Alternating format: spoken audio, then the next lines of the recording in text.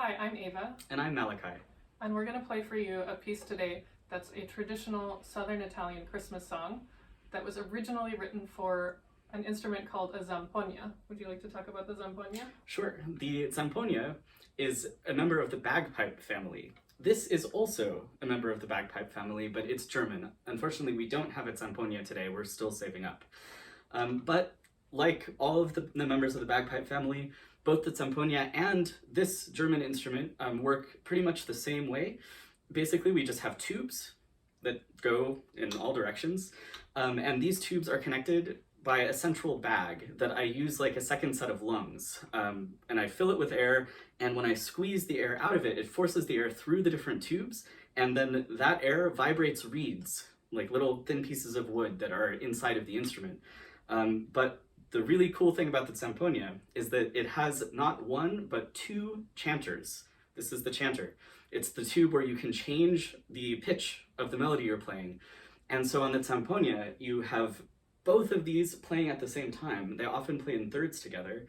And the effect is of this sort of big, almost orchestra or an organ or something, because you have multiple melodies happening at the same time with these drone pipes that don't change pitch.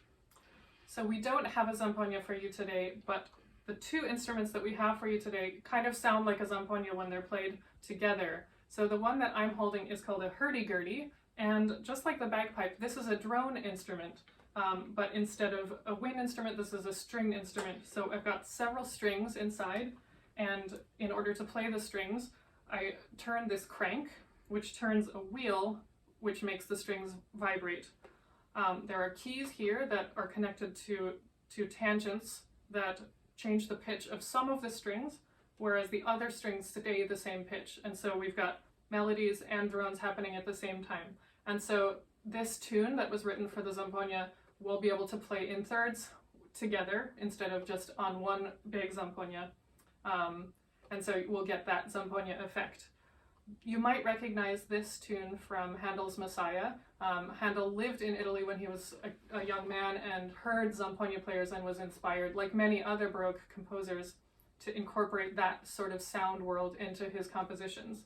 Another extra thing about the zampognari are the people who play these instruments. They were shepherds who would come down from the mountains, especially during the period of Novena, which was an Italian holiday of the 9 days before Christmas, and they would play these tunes.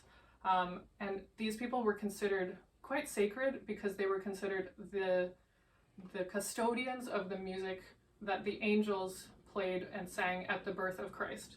So this is a very sacred tradition, really beautiful music, and I hope you enjoy this tune, which is called Quando nascete Nino.